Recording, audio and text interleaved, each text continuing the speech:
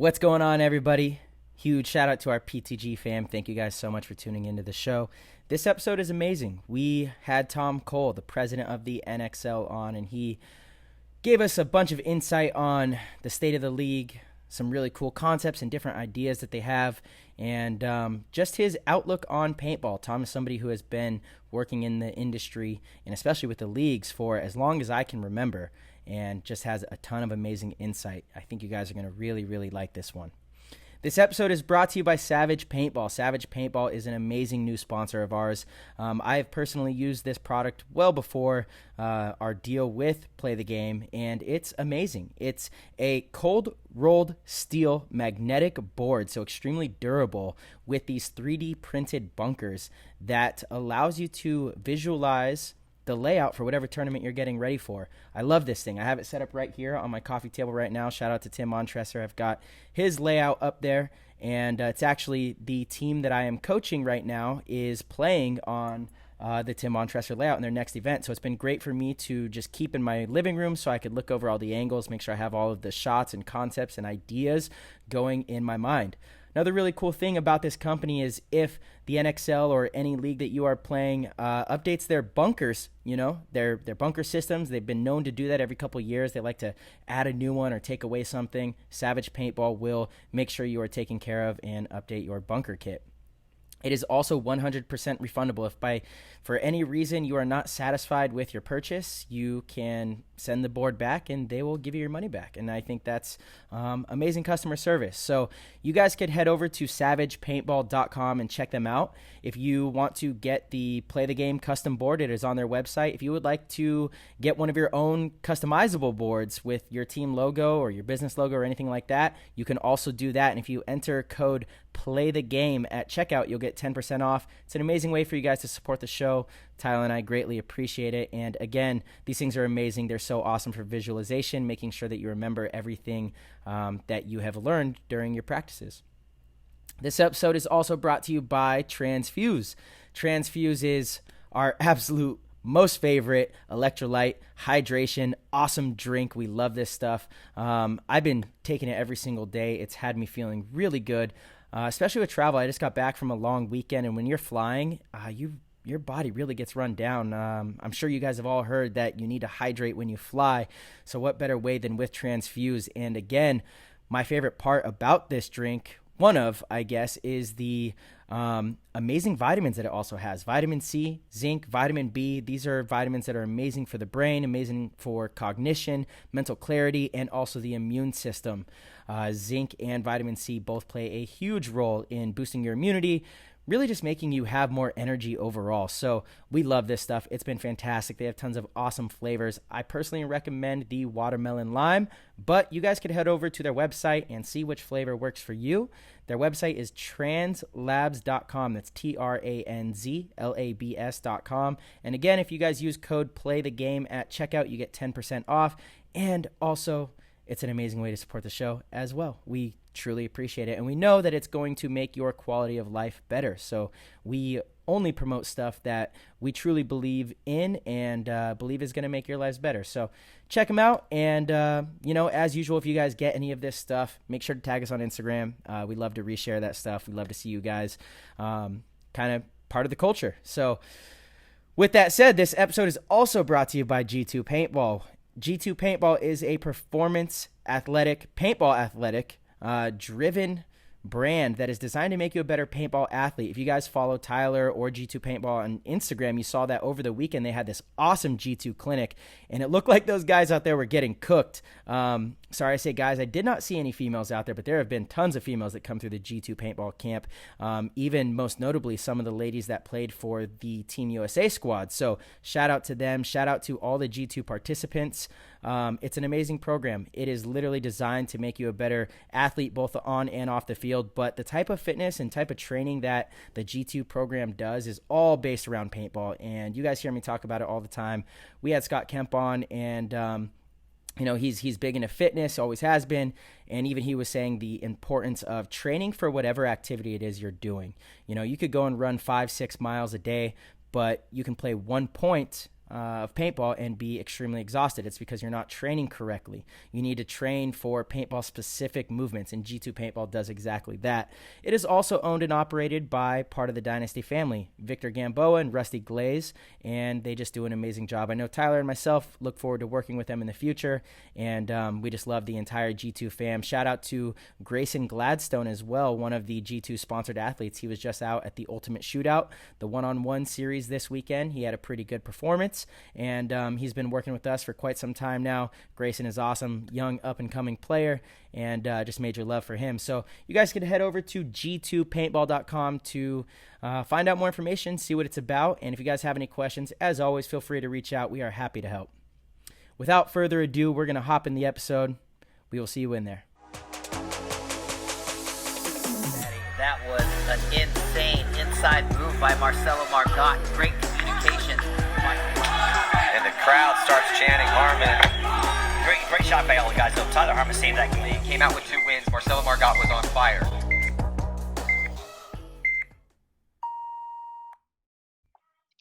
Recording.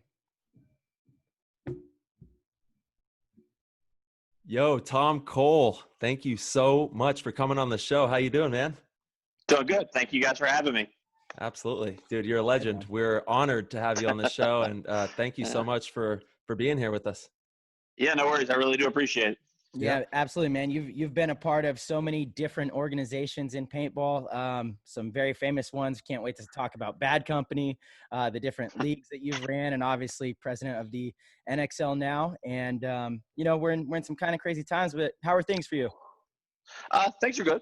Things are going pretty good. I'm not happy. I mean, going to paintball events is really part of what I do, right? So Totally. The fact that that's kind of been on lockdown kind of sucks. Having to see everybody and do the thing, right? So yeah, it's been brutal. Oh my God. I personally am just like, it's like torture for me. I want to get out and obviously play all these tournaments, but we're doing the best we can. We're staying safe, and we're continuing to do fun things to boost the game, which is what we got to do right now. Yeah, Yep, absolutely. No. Yeah. We did just see you guys officially announce that the regional events have been canceled. Correct. It's not happening. So do you want to talk to us a little bit about that? Well, I mean, we really wanted to try and do some regional stuff to keep people playing and then give some money back to the parks. And I really believe that a lot of this would have passed over by now. Yeah. I thought we would be well on our way. And we were just looking at it as kind of a stopgap. And then, to be honest, the passing of Tim put a little bit of a damper on our lives in general, but also our plans to move forward. So we kind of at that point started watching it really closely to see what we wanted to do. And we just really didn't want to jeopardize World Cup. We didn't want another little outbreak inside the paintball community and have people not want to have World Cup happen, which is a big deal to us and the industry. Yeah, totally. And, Tom, you touch on something important there. Tyler and I have been talking about it quite a bit, actually. Paintball parks have started to reopen, and there's some little local events that are going on. And we're just trying to encourage people at these paintball events to do their best with social distancing. We understand it's super hard. You get it where we've been kind of pent up for, months now. You finally get out to go play and see your friends, but we do still need to do the right things when we're at the fields. Cause like you said, one of the worst things that could happen is we have an outbreak that traces back to one of these events. It's something we definitely don't want. Correct. Plus, and we're bringing in people from everywhere, even if a small event was going to happen.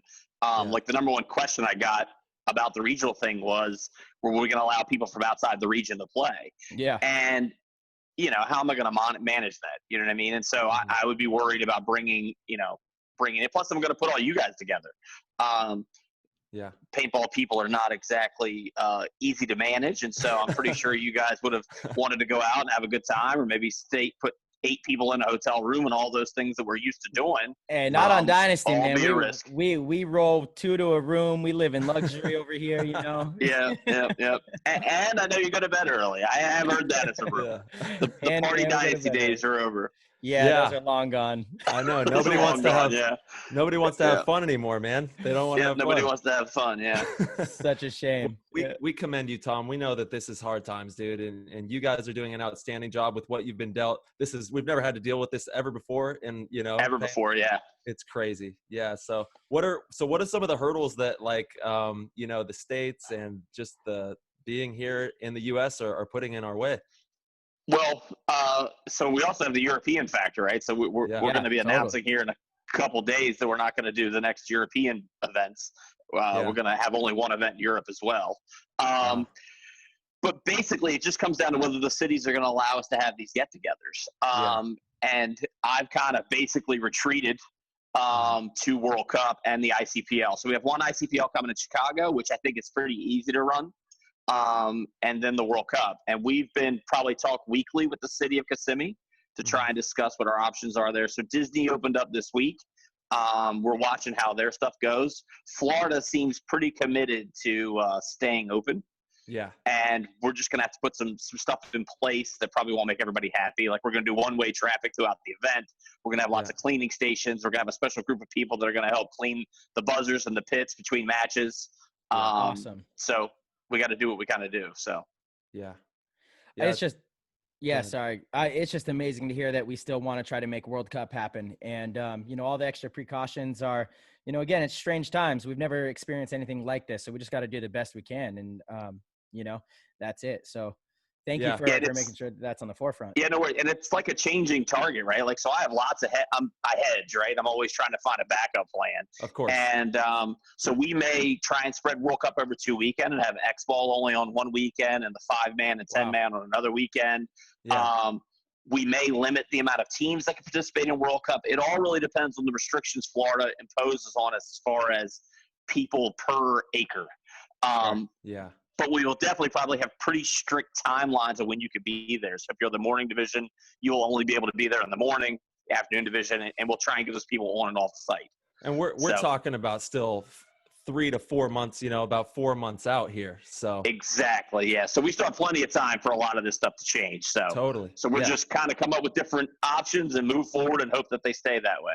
Which is a phenomenal opportunity for us all out there. If you're listening, man, let's do our part. Let's talk about doing our best to keep things sanitary and the social distancing, and do our part so that in 3-4 months we can be out playing paintball.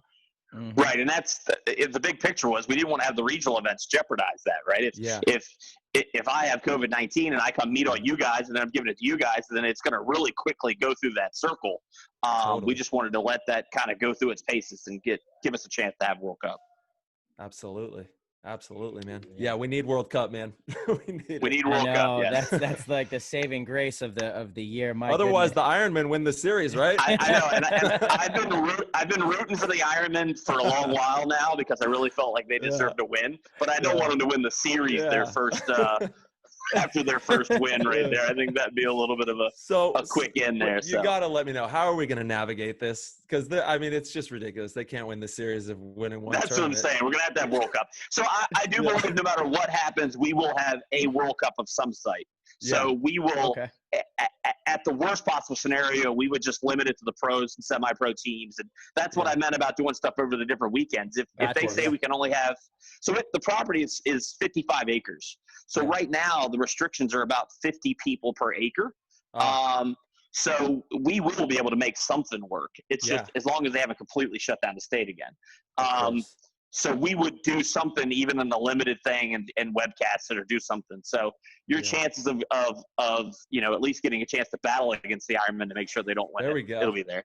But they're on a roll right now. They've won every tournament they've played this year. So they're ready to crush some people. They are, man. Dominators, man. Good job, Ironmen. Way to go. So, Tom, on this show, we really like to get into the backstory of how people got into paintball, because I think everybody shares that common love for the game, and we all have pretty similar stories and connections through paintball. How did you start playing paintball? What was your first time like? What was it that got you hooked? I was probably skipping school at the time, but I was, I was at a hunting store or an outdoor store, and I ended up seeing a little flyer for it. And I always think back, I'm like, that 10-cent flyer has earned this industry a lot of money. I've spent a lot of money playing paintball since that time. But we went with a group of friends from school, and we went and played. And actually, like, paintball back then was mostly people in their they were old to me back then, but they're probably in their 40s and 50s. Yeah. Bob Long was just starting, and he's probably 38. But so we went and played, and we did really well. And they used to divide everybody up. So we played against the home team as my friends and the other rental guys. and one of the guys there asked me to play for their team the next time. Nice. And I thought it was a little weird, and I didn't want to do that. And they said they were going to South Africa to play. Yeah, it's just, I was a kid. I mean, I wanted to hang out with my friends and play with my friends. So he told me they were going to South Africa for a paintball tournament. I was like, whatever, Whoa. And then we continued to play together, my group of friends. Real quick, hey, Tom, I apologize to interject there. When was this? What year was this? I'm going to say 1985. My goodness. Yeah, awesome. This is 100%. Maybe 1986. This is our roots right here. Yeah. So anyhow, we went on, continued to play, and we got really pretty much into paintball. We kind of started to fall in love with it with my group of friends. And then I see a paintball magazine with those guys on the cover winning a tournament in South Africa. So, and it was a team called Green Machine, and I've been a little salty about it ever since. But they got to go to South Africa and they got to play and all this stuff. So it was pretty cool. But at that point in time, we were kind of, cocky. And we were like, well, if we were good enough to get asked for them, we should start our own team. And then that's how we ended up with Bad Company. So our first tournament I know we played was in 1986. So that's why I don't know how long ago it was we started. Gotcha. Whoa. So, and then there was other teams called Bad Company at the time. There was a Bad Company UK and a Bad Company Florida. And they had an event to try and compete for the name. And I was so mad that they didn't invite us that I went on like a tangent of trying to play every tournament we could so that if anybody thought of a team called Bad Company, they would know it was us, not one of those other two. We did outlast them. So, well, you sure did, because you guys became the official Bad Company. You guys became the official Bad Company for a while. So I'm sure my teammates hated it because I don't know how it completely works today on the beginner level, but like my guys paid for everything. Of course. We had to pay all our own way and all our paint, and and I was like a slave driver. And you think back, like how weird was it? You have a guy flies to a tournament in California, and I go, you're going to go to this spot, and you're going to bunker that guy, and you're going to die in the first minute. And you're going to do that 6 times. I appreciate all the money you spent to get here. You know what I mean? Like, how crazy is that to be that front guy? So yeah, really, huh? Seriously.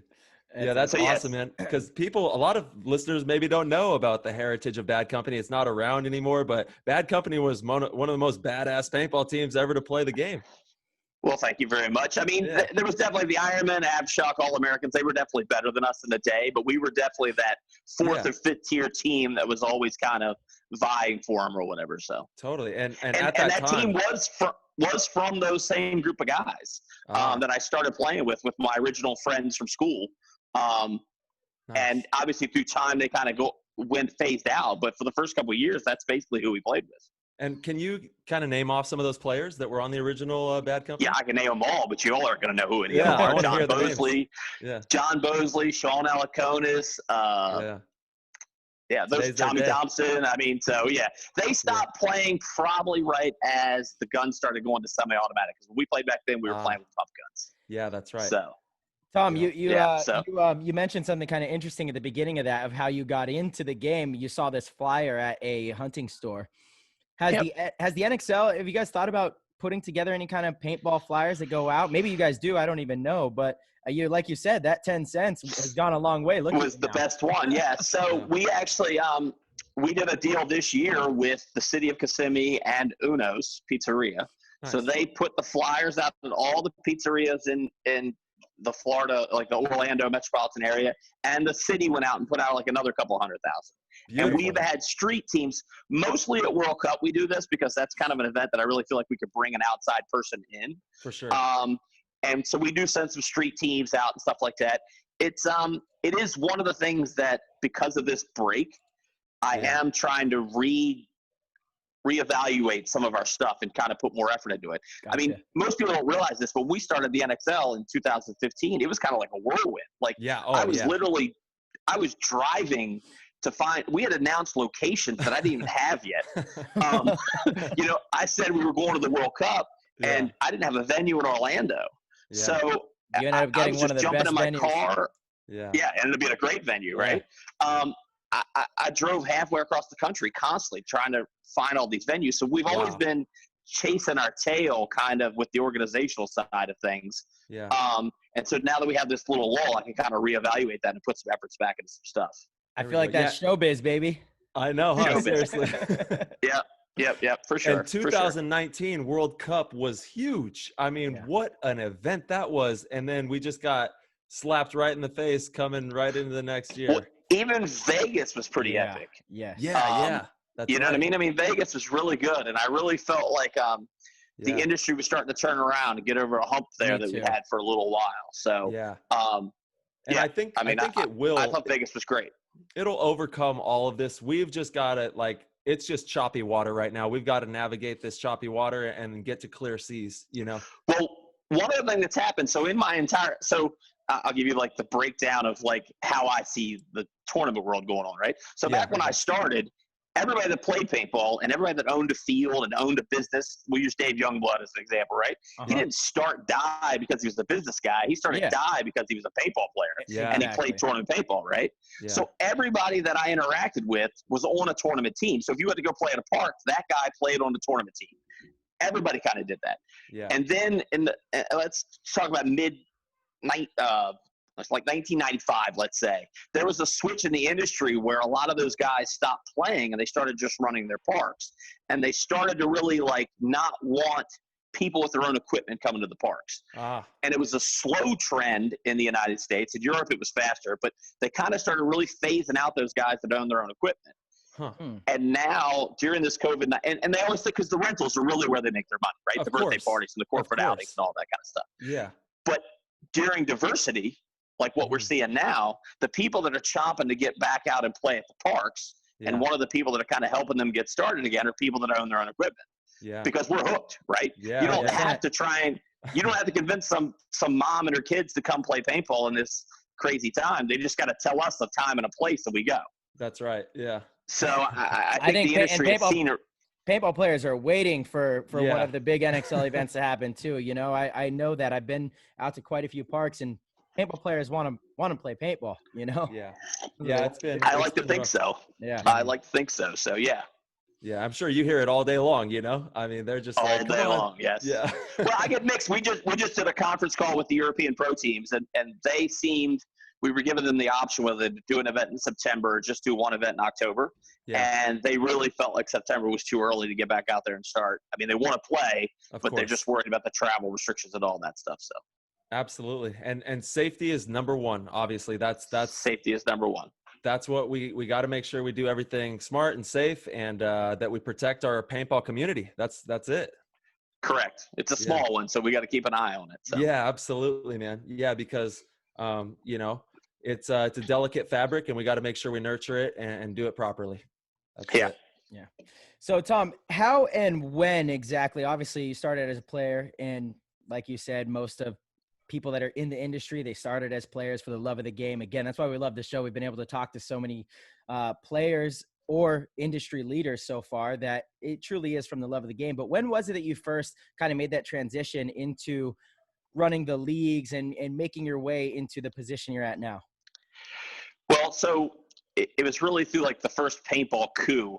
The pro teams at the time did not want to continue playing a series called Lively Productions. A guy named Jim Lively, a good friend of mine, was running a tournament series back in the day. He was really one of the people that kind of created the 10-man tournament world that we know now as our tournament series. He ran a little series of stuff, but it was ran by one paint. He only had one paint sponsor at a time. So that caused a problem for us because the pro teams, we obviously wanted to shoot whatever paint we wanted. Yeah. So we got together. I'm going to say it was 13 of us got together to create the first NPPL. Wow. And Wait, God what year knows was this? what year that was. I'm going to say 1993. 1993. Awesome. Because, so we went to Chicago. Rennick was one of the people instrumental in getting me there, but it was Bob Long, me, Fred Schultz, Kevin Donaldson, a whole bunch of people. Yeah. And we just decided that we wanted to do our own tournament series. We still continue to play the Lively thing, but we wanted to run our own series to things the way we wanted to do it. We were super competitive. So as the Lively series was kind of like started out in the very beginning of paintball tournaments, so their rules weren't that good yet. I can still remember Shaner arguing with the ultimate referee because the guy was like, "You're getting a 25-point penalty for an unobvious hit," and Shane's like, "Well, if it's unobvious, how do I know it's there?" Right? So it's an obviously hole in your argument. And so they were never concerned. I should say they weren't concerned about, but the reffing wasn't that good. It's the same thing that brings Same as every today, right? league to It's the like- end. Yeah, same thing. The reffing wasn't good. The paint sucked. No one cares about it. I gotta say this. I gotta say this real quick because every single I do a lot of coaching, right? I coach a lot of divisional teams in their regional events, and it's the one thing that I hear the most, and I just almost shut off when they start complaining about reffing because I'm like, look, one, I've reffed as a professional paintball player. I reffed a league, Mike Kidman's league, WCPPL, and I like to think that I'm pretty experienced. This was in 2009. I had already been playing pro for multiple years. I know what to look for out there. It is a hard job. Oh yeah. Sometimes you do get it wrong. If it's a trade, but very rarely is it actually malicious. And so many divisional teams and players, they're like, oh, they're out to get me. They had to get me, yeah. Totally. We don't even know they are. It's not the case. I actually, and I too have been reffing forever and feel like I'm good at the job. But I actually, y'all were playing at UWL in Mesquite. Do you remember that? Oh yeah, I'll never forget that. Those are the best times of my life.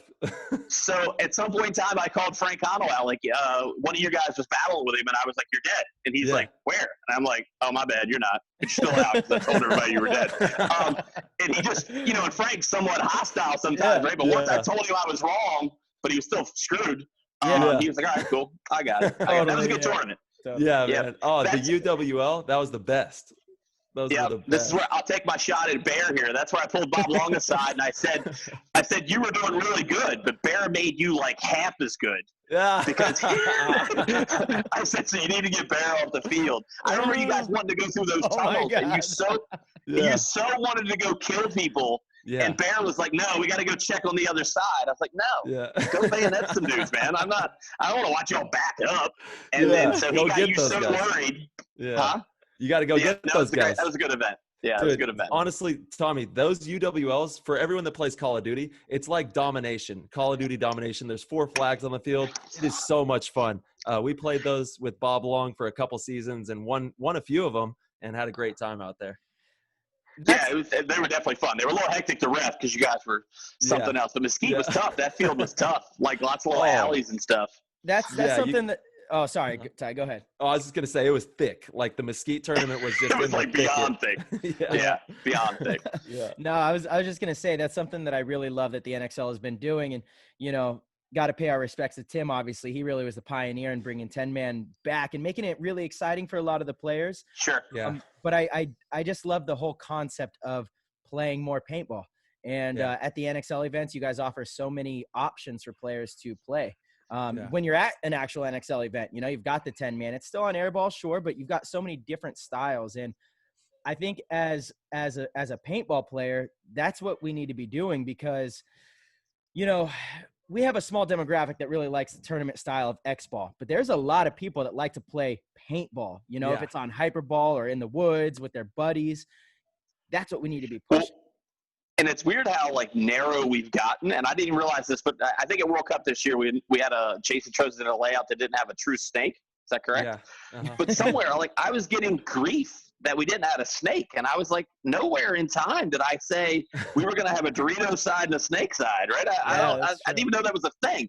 Obviously, we've always had that, so I kind of thought it was a little weird that people were so mad about it. I was like, God, how one-dimensional can you get? Either you can play paintball or you can't play paintball. If you can only play a snake, then you should go find something else. One of the greatest parts of I agree. One of the greatest parts of the game to me is breaking down different layouts, especially the super unique ones, because there's a code that is to be cracked on every layout, And correct. Yep. You've just got to figure it out. And once you figure it out, the field becomes more fun, but people get really frustrated when it's not traditional, air quotes, traditional. Correct. And they say, oh, this is a stupid layout. No, it's not, dude. You're still playing paintball. It's your 5 versus their 5 or 10 versus their, however many it is. And you got to figure out what the best strategy is on that field. Mm-hmm. Yeah, and it may not work. And that's part of the thing, too, is different people play different layouts well, right? And so you need to either broaden your horizon, and I've said this before. I said Dynasty is one of my favorite teams. And that's one of the things I like about Dynasty is they play – well-grounded on a lot of different types of fields. Mm-hmm. So whereas AC Dallas, I'm going to say I'll probably get in trouble for half this stuff, but AC Dallas I think is better on a defensive field, right? Yeah. And Impact and the Russian Legion, both I think are doing better when they're just constantly throwing bodies somewhere, and it's a clear defined, we have to attack. And both strategies work well.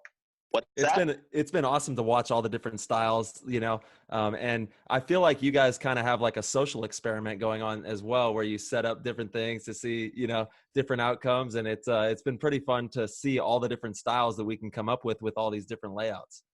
Yeah, for sure. Yeah. Most of them, we don't know what's going to happen when we come up with it. So yeah. That's another thing. It's not totally easy designing fields. I did submit one to Jason. I hope he releases it because I feel like mine was pretty damn good. Not gonna lie, looks like it'd be a fun one. But and no one else sees the fields but Jason at this point, right? So I don't even see him. The PSP had a leak. I don't know how they had the leak, but I had a couple teams call me and say, "Hey, I just want you to know we saw that layout. We won't tell you how, and we won't tell you why." But we don't think it's fair that other people get to see the layout because they know if they saw it once, then someone else is going to see it at a different time.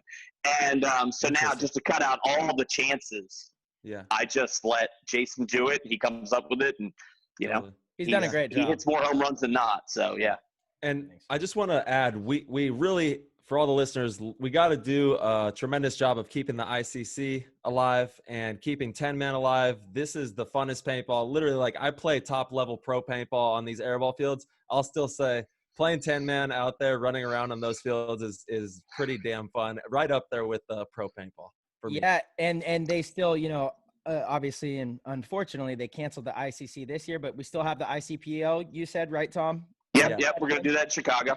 Yep. Okay, cool. Absolutely. So, I'm sure that one will be, is it already sold out? I don't even know. We haven't even opened up registration. Things have been so tricky. We didn't even open up registration yet. So let's keep your ears open keep for an that. eye on things. Yeah, definitely be ready for that. When that drops, we can start filling those books up and playing that.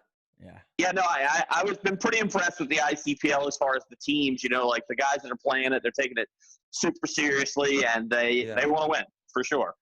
Yeah, and I think that we should have a tournament series with like a portion of it woods ball, portion air ball, and get like a good mixer going on or something. That'd be fun. Just trying to get your pistol in there. Just trying to find a way to sneak for everybody that doesn't pistol know in the tournaments. Yeah, I sent Tom Cole a long, funny email about how we all need sidearms on the pro field and in paintball in general. And I'm not going to let up on it, Tommy. What's it going to take? What do we got to do? So I read that whole email and I was like, I don't think he even said what he wanted to do. And I had to reread it a second time to see the sidearm part. Because you're like, I think the pro people should have these. And I just kind of, because sidearm's not even on my radar. You got to read it. Like, Tyler, I thought you were going to say, we need to do 3-on-3s with the best team, whatever you were going to come up with. Yeah. That was so outside the first thing is you got to read a sidearm. You got to read the email. That's first. All right. Because it was just clearly tell me stated. why. Well, because first of all, it's just badass. If I want to drop my gun down and just go get him with the sidearm, that's bad to the bone. All right. That would look cool. I'll give you that. That would look cool. And then also, sometimes these other guys who don't shoot field one paintball, their guns go down. If they're not shooting at force. So I'm trying to give them a chance. Oh yeah. Give him a second backup. Second backup. Yeah, but it'd be something like once you pull the sidearm out, you can't go back to your regular gun. Yeah, that's right. You go bunker somebody with their sidearm, you're a real badass. Has any other pro player said, you know what, I think that's a great idea? A lot of them. I got a petition started. I have over 300 signatures right now, and I'm working this thing hard. I'm going for it. This is happening. You sure they're not doing it just to be nice to you? Be like, oh my God, Probably. I'm going to sign this for you. Also, we're going to have a whole new market space for HK Army. Buy HK. You can have a new HK pack with the sidearm holster on there. Pull that bad boy out. They got HK guns. Field one. From my point of view, if you want to wear, if the pro guys want to have sidearms, we'll add sidearms to it. Let's go. I got no problem with sidearms. You guys look way cool out there. There we go. Oh my God. World news. This is happening live.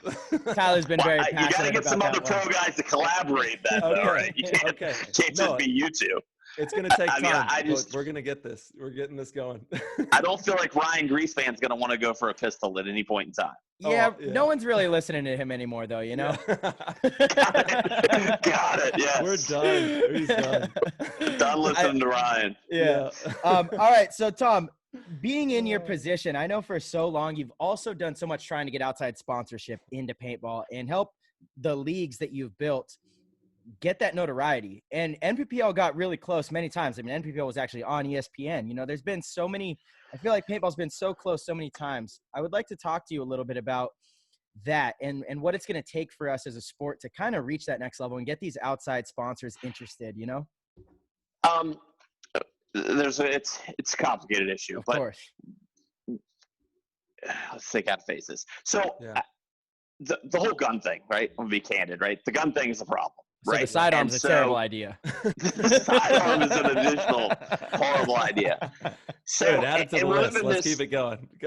You know, we live in this duality of what is politically correct and then also what the consumers may actually want. So, and I give this story all the time. So I'm always trying to defend paintball. And so we just recently got into like these sports shows, where like other sports leagues go and they negotiate with cities and different companies to kind of like a place to talk things out and also negotiate going to the cities and going to the different parts, right? Yeah. And so there was a roundtable discussion about video games, the new tournaments that they're doing on video games, right? Yeah. So I went in there and said, Call of Duty was one of the ones there, and there's a couple other ones. And so I'm in an auditorium that's probably got 300 cities in it. Wow. And there's 5 guys at a round table sitting up there answering questions. And so if I was in their shoes as the 5 people, the lady asked the question. She says, hey, I don't like the fact that you guys use guns. I don't like the fact that you count kills. I don't like the fact that you can do all these different things, right? It's obviously a warlike game, right? Not talking to me. She's talking to the Call of Duty people. Yeah. But if I was in that situation, I would have defended it and been like, they're not guns, they're markers, and we don't really kill each other, and it's not that violent. The Call of Duty guy, and it might not have been Call of Duty, maybe one of the other games, but he basically said, look, this is what we're doing. It's $1 billion industry. Everybody's playing the game. Yeah. Your city can either want it or not want it, right? Yeah. They didn't apologize at all for the violence in the game. I think one of the games, they used to cut off someone's head and they do a dance or something. So it's like we've spent so much time trying to PC our game to make it something that it's not, in my opinion, right? We are, I mean, in the end, we're a bunch of people running around trying to shoot each other, right? In the end. Yeah, so with paint, right? And it's definitely in our roots of paintball. Now, whether we are now playing more of a sport than we were back then, but in the end, we're playing Army. And as 50% of paintball at least is big games and scenarios and stuff like that. So I think those people are moving forward unapologetically almost, you know, and they're unapologetically, and they're helping us. Yeah. They are helping us along because we can kind of tag along with that as being Call of Duty. Call of Duty-esque. And if you guys, the ITPL in Florida that we did, I made a special, we called it a hybrid field, but I built a tank. I had my dad come down there and build an actual tank so that people could hide behind the tank. And I was trying to create that Call of Duty feel to it, right? So you played that field, right? I caught wind of it. I didn't play it. So, I mean, we built a full-size tank in the middle of the field, so that literally every game the webcast would say, and Dave Baines is at the tank. And we had a little trench, and we had like little cannon-looking things that people could hide behind. So we were trying to create a Call of Duty. Yes, and I agree that we can very well piggyback off of this video game trend that's going on. In the last 10 years, these video games, there's tons of them that are gun-based, are tremendously huge. And paintball can piggyback on that and be able to open new doors for us as well. Yeah, that's kind of what we're working. I mean, it's definitely a slow process. And like guy told me, he says, no one gets fired for sponsoring the Super Bowl or a golf tournament. Yeah. But a paintball tournament, you might get fired for. So we're moving into it. And the NPBL did great jobs with that. Trying to get those outside people. We just gotta, like I said, we're also significantly bigger than we were back then, right? Even and so we've seen. I mean, like if you go to World Cup, like I had a guy from outside the industry come to World Cup, and he was like, "You guys have done a horrible job explaining this to me," because I tell people it's a big event, but they're thinking like 500 people or something, right? It's a pretty big event. You think this year or 2019 World Cup was bigger than some of the NPPL days? It's unquestionably the biggest event that we've ever had. Wow. So the biggest World Cup back in the NPPL days was 2002.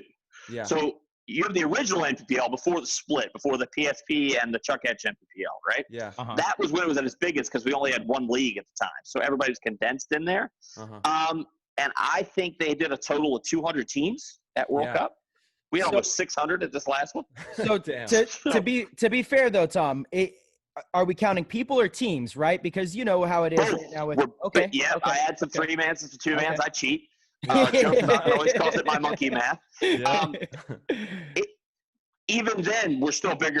It's the biggest amount of people on the grounds ever. And yes, some of you guys double up, right? Some of you play 10-man, some of you play X-ball. But it's definitely the total number of people. Paintball is just bigger than it was in 2002. Okay. As far as just the amount of people playing. And then now we've got the benefit. So you take the old Huntington Beaches and stuff, which were epic events, and they really did a lot as far as putting it on the beaches and stuff like that, and keeping it out in people's eyes. But they had the PSP at the same time. So the PSP events were taking, half the players, and the MPBL was taking half the players. And it was a real struggle to get enough bodies at any one place other than the World Cup. Yeah, and a lot of people probably don't even remember that there used to be 2 leagues. It's we've only had one for so long now. We've only had one for so long now. Yeah, for sure. Yeah, there was 2 leagues for almost forever. And I do like new leagues starting. I've always been a big advocate of new leagues because you constantly need that blood of ideas, and people want to do stuff, and it's an outlet for people that don't like what you're doing, whatever's going on, right? But it is also the one negative that we would ever have is if we ever had 2 competing leagues again, which I'm sure will happen at some point in time. But then you split those numbers up. Yeah. Right? So you end up with, instead of having 1,000 people, you end up with 500 and 500, and neither one of them looks as good. Totally. But we World Cup, I kind of use as my anchor to people to talk to the outside people. So Budweiser's been a big help, because they sell so many beers at World Cup. Yeah. That they then in turn tell other people, like, this is the real deal. So he put me in touch with the Coke guys. So we are working down that path. It's just takes time. Totally. And you got to have the database of numbers to work with. And you got to have the database of numbers. Yep. Yeah, absolutely. I will say the World Cups the last couple of years, but especially 2019, just walking around, it really felt special again.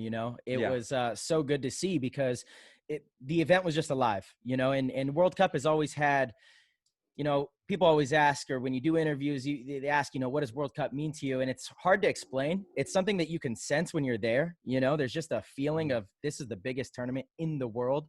And there's definitely a few years where it lost that magic, I think it was PSP a couple of years. They were going to that, oh God, what was the air base in Florida they were going to? Fantasy of Flight.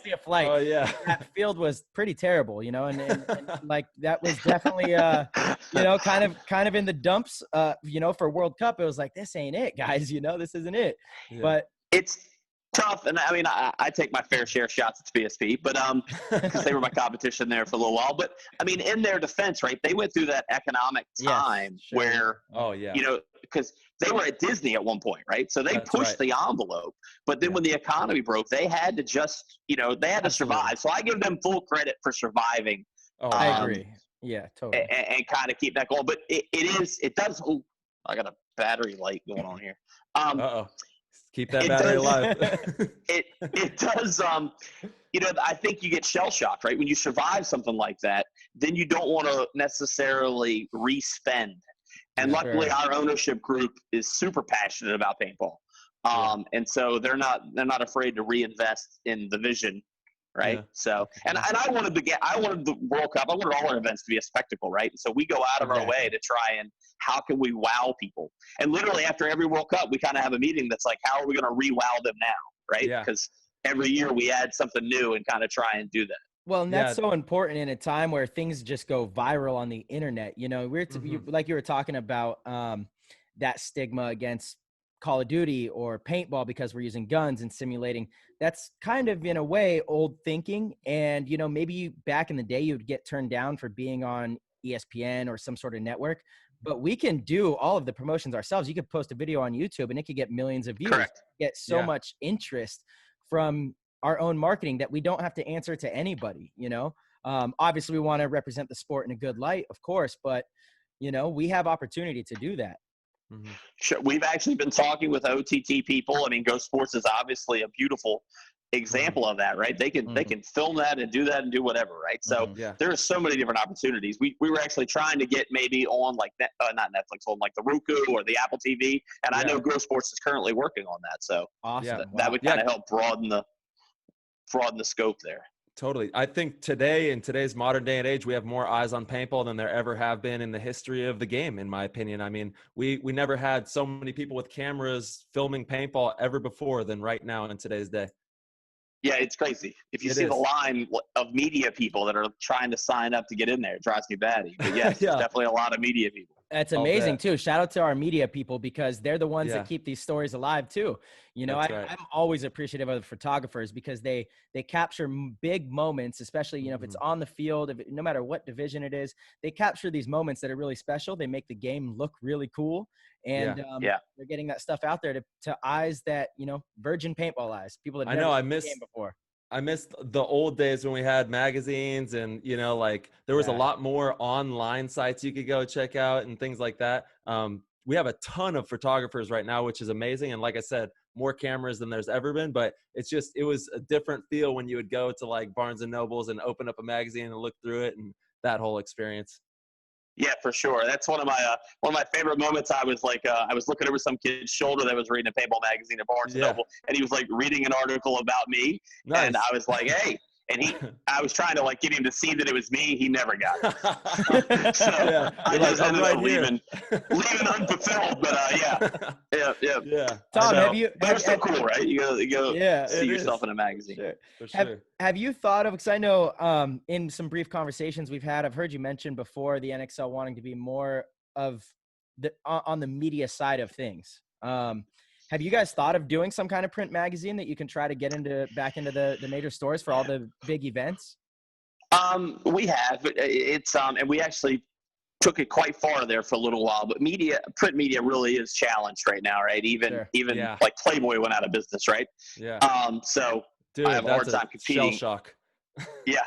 So it's a diminishing marketplace. But if you do see the magazines that are out there, a lot of them are like gun magazines or stuff like that. They're still holding strong, but it's it would be more likely to be a magazine that we send out to our people that play paintball, or maybe all people that play paintball, so that it's a direct to consumer type of thing. I don't think there's enough people going out to buy magazines anymore to keep that alive, but I could be wrong.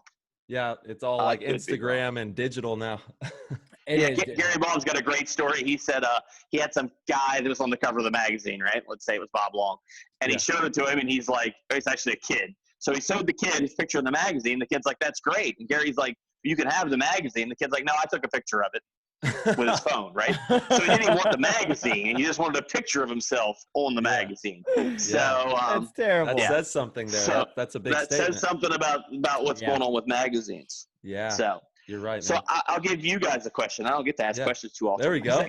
All right. So since we've had a lot of people pass in the past couple of years, right? And so one of the things that I find frustrating is we don't really have an Academy Awards or an ESPYs or something that we can really celebrate paintball and the people of paintball, right? So and I'm sure a lot of the pro guys, they put a lot of blood, sweat, and tears into playing paintball, right? And I don't know if their parents or their families truly understand how big they are in paintball, right? Absolutely. You feel like that's true? So I agree. Yeah. So I mean, you're going to dedicate your life. I still remember. So when I used to work for my dad in construction, and I was like, hey, I got to leave. I got to go play this paintball tournament. And he's like, so when are you going to stop playing and start working for a living? And I was like, look, man, the only reason I'm here so I can afford to go play paintball this weekend. And so if we didn't have that, I wouldn't work at all. Yeah, my dad knows, because he traveled with me to all this stuff. But like my mom, she's like, you know, I think she knows a little bit more today now than ever. But she was always just like, "What the hell are you doing, fool? What are you doing?" Yeah. Well, at my wedding, I invited all my family who I hadn't seen in forever, right? Because I'm always traveling on weekends, and they're like, "Who are all these people? Who are your friends? We didn't even think you had friends." And I'm like, "The hell?" You know, they just thought I was some weird outside guy playing paintball in the woods or something. So that's funny. I think we need a night to where we can celebrate like the best team of the year and the move of the year and Player of the Year, and also maybe some of the people like Chuck Hench. Chuck Hench is someone that we don't talk about that much anymore, but he was an integral part of making paintball what it is today. Yeah. Like a Lifetime Achievement Award. Yeah. And do some stuff to kind of celebrate that kind of stuff. Is that something you think the players would appreciate? Well, absolutely. Tom, yeah, absolutely. 100%. Not only would the players appreciate it, that would be so good for the sport, because how do you get people interested in something? You need to create superheroes, right? People that don't understand paintball, if they see, wow, that professional athlete just got inducted to a paintball Hall of Fame, or he was given this award, that holds weight, right? That is something that is seen in the eyes of the general public as that's something, Yeah. Whereas if we don't have anything to show for this stuff right now, you go back 2007, 2006, 2005, moves and greatness during that era is often forgotten, right? Yeah. It's just never spoken of again. And that should never happen in a sport. You can't have a sport with no history. Yeah. So I think that would be an amazing thing. Absolutely. At the NXL or whatever the organization is that would make that happen. That'd be fantastic, man. I hope. I think it would be cool to give us a night to kind of, and then we could webcast it. Coast Sports could webcast it so everybody could see it, and we could celebrate. Also, the best fields, best park in the country, whatever we ended up doing. So it's just such a boost for paintball. It's just such a huge boost, and it gives people aspiration to be able to shoot for that kind of stuff too. Exactly. Right. Yeah. I agree. That. Like I go to these city awards or these shows or whatever where I meet with the cities, and they have an awards banquet every time. Yeah. And like some city won best sports franchise or whatever, right? And it's just like San Diego County won for having the best place that can recruit teams come in, right? But they go and give a speech and they show some pictures of the people like doing stuff. Like you get almost choked up because you're like, wow, these people are doing some good stuff. Sure. And so you could show some stuff. So I think it would be neat. But that's a phenomenal. I just now started digging into idea. this. So I'm going to start a lobby here to make this happen. So and it doesn't necessarily have to be an NXL thing, right? Everybody always, anytime I pitch an idea, people are like, the NXL wants to take over the planet, and we do. I do want to take over the planet, but I mean, I'm a paintball fan as well, right? Yeah. Totally. I don't want the Chuck Henches and the Lane Wrights to be forgotten. Yeah. That's right. And I want to recognize the good people. I was so mad we had that incident at Vegas, where there was a brawl in the stands or whatever. Dude, it happens, man, at sporting events. Everybody. I saw people post stuff. They're like, well, this is why paintball will never be a real sport. And I'm like, that happens. There's no fighting in football or any of that other stuff. Ron Artest literally went into the stands, and he's an NBA player, and literally beat up fans, and the NBA is doing just fine. Yeah. If anything, no, I don't advocate that, by the way. I don't advocate that. I'm just saying, Yeah. Well, luckily, paintball guys are all little. Yeah, I know. Huh? That's so funny. I can see Alex jumping into the stands to try and whoop somebody now. But that's what we love about Tom. That's what I love about you, dude. Is you are a man of the people. You're a man for the players. You're a player who played pro paintball, and you're still in the industry, and you're for the players. And that's also why we started this company and the show, is to remember the heritage, remember the lineage. Well, that was the other thing I was thinking about. There's been a lot of these groups that are starting the webcasts and all that stuff, and that's keeping paintball alive, right? And it takes time and money out of your stuff. We should recognize that. You know what I mean? Yeah. We need to celebrate the people who are actually promoting paintball, and then maybe the people who are not doing it will try and do some stuff to try and help themselves move paintball forward, right? Because they'll see that they're not being recognized, or that there's someone else being called out for doing it. But anyhow, so I missed the finals games between for the Ironman to win, right? So I'm up here dealing with these guys, jackasses that want to kill each other, and I missed the game. So I get back and I'm like, damn it. Yeah. So, so I'm a paintball fan, not just an NXL guy. But speaking of awards, I brought this up. I made a little post about it, but it would be really cool if we did something, obviously, for Tim Montresor, and I think something along the lines of an ambassador's award, at the end of the year. So very fair. That's kind of what sparked my thing, is we want to have a Montresor award. Of course, I'd obviously have to, you just can't use people's names and different stuff, right? But I have to talk to his family and stuff. But I think he of all people has earned that, right? Yes, I do too. It's funny, I felt like I had a special relationship with Tim, right? We were friends for a long time, and we ran leagues together. I run the league, and we talk a lot about different stuff. Yeah. And then you see the outpouring of stuff online, and he was that person to everybody. Yeah. Yeah. You know what I mean? Like, I don't know how he had the time, because I took up at least an hour a day from him. So yeah, it shows how special he was. And I would like to have an award for other people that kind of do that, right? What an amazing guy Tim was, dude. His soul is just unmatched. Just one of the most happy-go-lucky dudes you'll ever meet in your life. Super happy. Yeah. Super happy all the time. I really appreciated that. So yeah, it sucks. So yes, I would love to have an award like that. And so that goes back to that awards night, right? Absolutely. Where we can kind of get all the paintball in there and kind of do something. So, dude, Tom, how far are we from making something like that happen to where we do have this? I mean, what does it take logistically to pull the trigger on that? Because I think it's a fantastic idea. It'd be great for the game. The first part would be getting everybody to agree they want to do it, right? Yeah. Who wouldn't want to do it? Who wouldn't want? I guess the people that probably have to pay for it. The people that won't want it. Exactly. No, I just got to get some industry support and some player support. And this is the first time I've really talked about it publicly. I started calling some of the industry people last week to kind of see what the feasibility was. And then there's the other thing. So there is already a paintball Hall of Fame. I don't know if you guys do that or not. That's right. So there is a paintball Hall of Fame. Yes. And it is in conjunction with Living Legends. So they do it at a big game. So far, a lot of their stuff has been definitely concentrated towards that side and concentrating on like some of the founding fathers of the game, like Tom Kay and Bud Orr and those kinds of people. I'm going to have to stop you here. If we don't get Bob Long in that Hall of Fame, we're going to have problems. That man has to be in there. That man has to be. Well, that's our point of view, right? Which is the tournament side of you. But there's a lot of other parts of paintball that kind of go into it. But so maybe we do it in conjunction with them, or maybe we do it after the World Cup, like the Monday night after the World Cup. So then we could celebrate the people that won the World Cup as well as the people that played all year or whatever. Visit Sun on the Beach. Yeah. We do a Reddit Sun on the Beach, dude, right there in Old Kissimmee. Yep. So I don't know. Those are my ideas. You know what I mean? Kind of going through it. So I love it. And what's the hardest part about being in your shoes and running the NXL? Like, what are the big hurdles that you're? Obviously, we have COVID right now, but when it's normal, what is the biggest hurdles you have to jump running these leagues? Am I allowed to cuss on these things?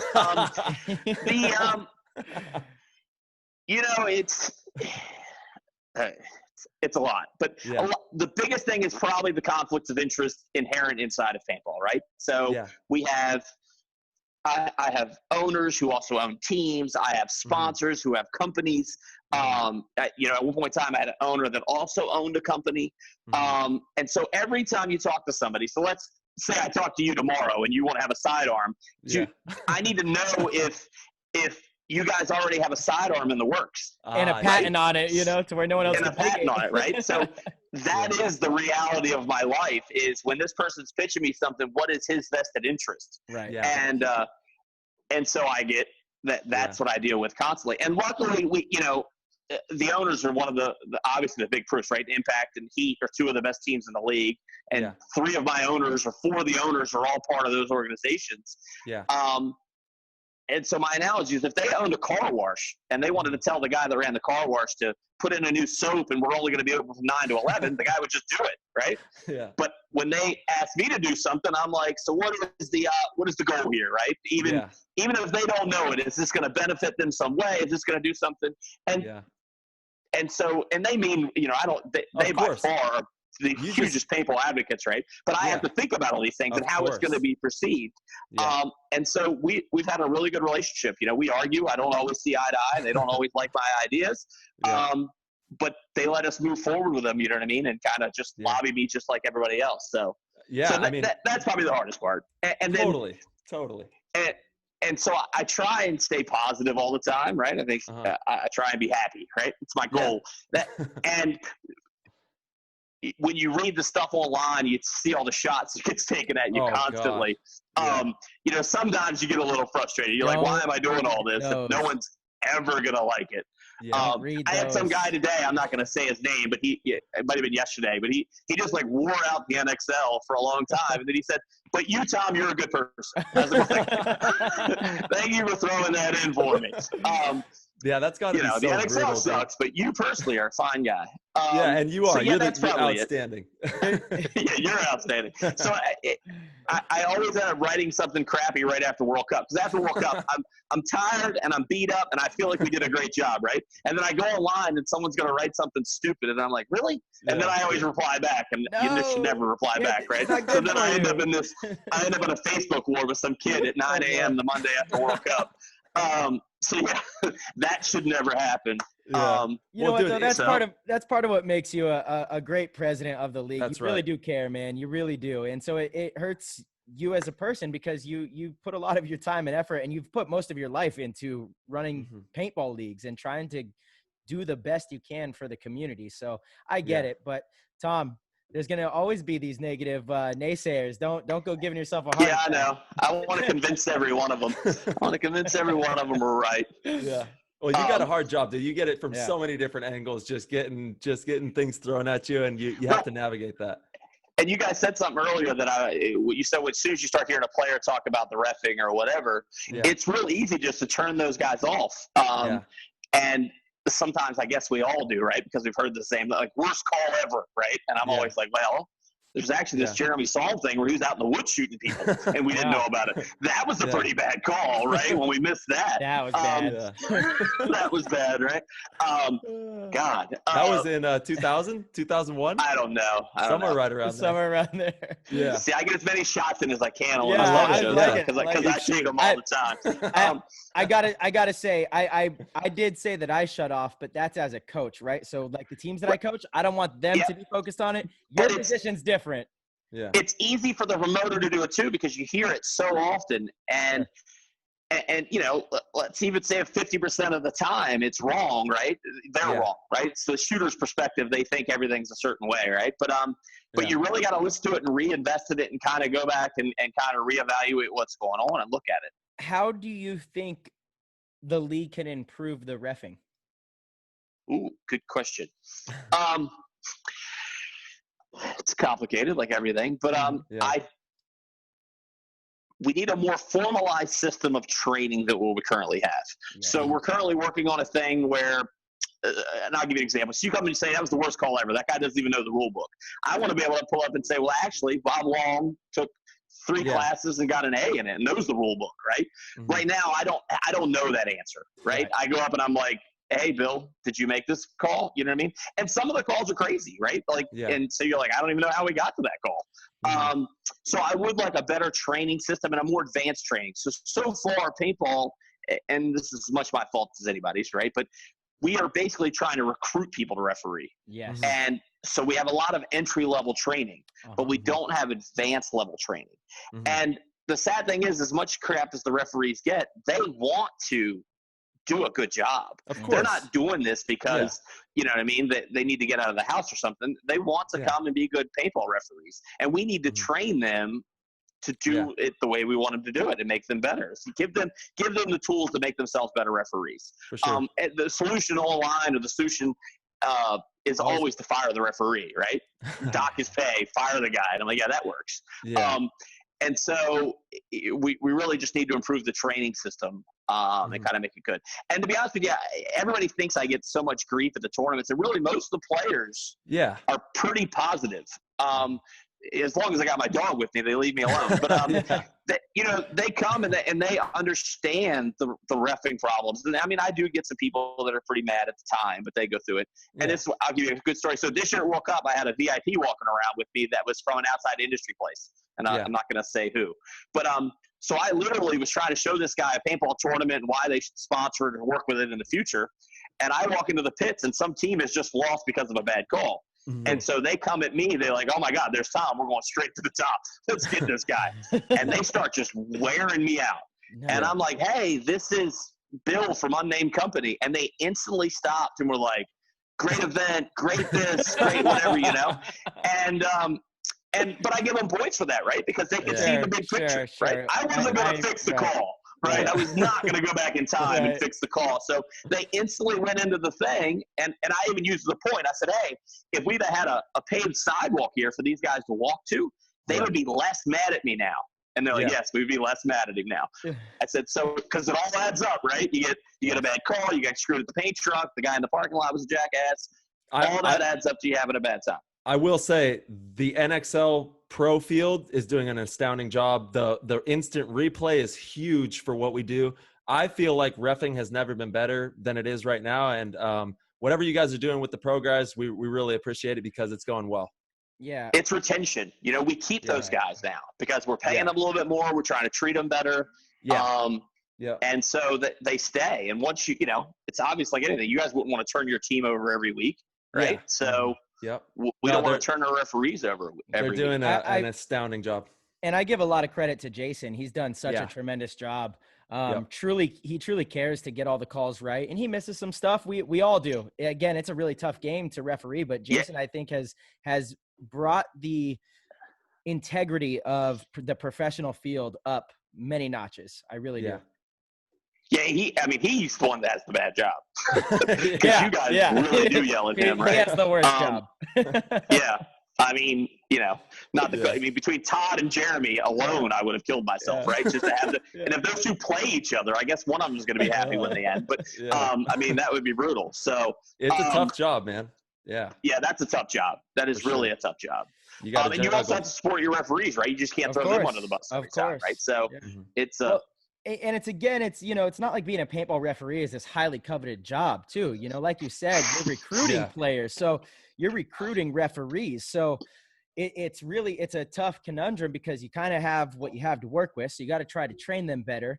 And, it is a difficult thing, and hopefully, that'll end up evolving. I don't know if there's certain types of perks, or maybe in this show that we do, this Hall of Fame type thing, you start to recognize referees. Recognize the referees for sure. That could be pretty badass, Again, it's something to attain to be. It's some kind of accomplishment. I think a lot of the referees want to get on the pro field. Yeah, exactly. I think the pro field has become prestigious, and those guys get, they get some perks on their end. They get financial perks, better rooms, and all that stuff. So that's stuff we're working on. We have a guy named CJ that handles the referees and manages them. And he does a great job. So he's always looking for ways to improve it. You got to stay focused. You got to stay on it. It's easy to just get complacent. The last couple of years have been phenomenal with the NXL. And I know, Tom, you got to leave in a few minutes here. You're on a strict schedule and you got some plans this evening. So is there any new news that you would like to share with us for the NXL for this year? Obviously, we heard some stuff, but is there anything you want to share with us? Well, the big thing is to stop the rumors that the World Cup is canceled, right? Yeah. I keep hearing that, right? Every day. Wait. Paintball Troll just posted something that NXL World Cup might be canceled. Yeah, if you can go to the Instagram at Paintball Troll, you can see Tom is riding a donkey, and the donkey's name is NXL, and then it has an apple, and the apple's the World Cup that the donkey is following. So you can check that out on Instagram. Is that really on there? Yeah. I went on there the other day, and I got to admit, some of the people are pretty good. Some they of that get shit crafty, is funny. Man. They're some crafty. Of them funny. Yeah. Yeah, some of them are funny. I mean, they're mostly shots at me, but it's pretty good. Some of it's like, funny. Dude, it's got the apple and it's the NXL World Cup, and you're just like dangling it in front of us. But you're saying that you're not dangling it and that we're going to be there. Well, plus, it's not a dangle for me. It's a dangle for exactly. Paintball, right? That's right. Yes, right. I want the world to be excited. You know what I mean? Like, that's right. Even though I love World Cup. To me, it's definitely the coolest thing in the planet. But back to the question. My fault for getting us off track. Any exciting news? You did kind of talk about a little something with the possible award show kind of thing. Give us some juice. Yeah, no, I don't have anything truly exciting now. Yeah. Okay. We're on the lay low. Oh, yeah. I'll give you something exciting. So we've invited that you guys probably are going to hate, but we've invited the European teams. To come play the pro European teams to come play pro at World Cup, since their season is kind of in shambles. So I don't hate that unlimited. Love that. Oh, okay. I feel like some people are like, I don't know what that's going to do to us. So our plan was we were going to have the top Latin American team, the top Asian team, and the top 2 European teams come play at World Cup to bring us to 24. I love it. So, but now we're going to add the top team from Latin America, top team, and an unlimited top amount of top teams from Europe to come and compete and make it like a true World Cup. I think it's amazing. I think teams that get a chance from Europe from Asia, from South America, wherever, if they can get a chance to come and play at the biggest event in the world, that's amazing. I want them here. I want them all here. I want as many pro teams to come and play World Cup. If there was a way we can kind of make that to where it wouldn't mess with the season standings, and there's ways to do it, I'm all for that kind of stuff, because I think in the long run, it's good for the sport.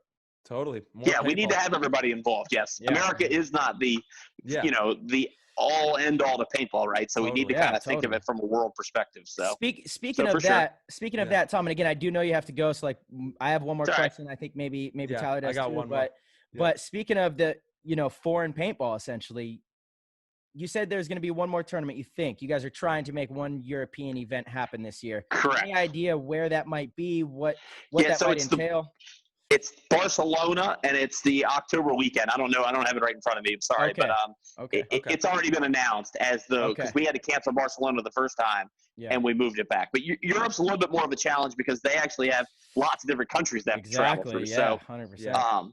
Yeah, definitely. Okay, and then my last question is, do you remember saving Marcelo's life in Europe after that volcano? I do. Oh my God, I meant to talk to you about this, Tom. Yeah.